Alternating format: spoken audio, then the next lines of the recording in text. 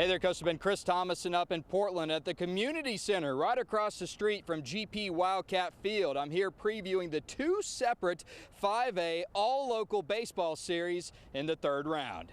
One of those region quarterfinals is an all-CCISD matchup between Veterans Memorial and Ray, facing off against one another in the playoffs for the first time. Vets won both district matchups during the regular season, but given the depth of both pitching staffs and both teams' familiarity with one another, both the Eagles and Texans know this series could be a heavyweight prize fight this week.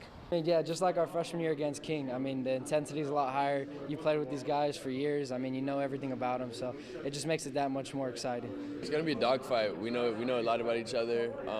We played with each other. We played against each other a lot more times in high school season, so it's going to be a dogfight.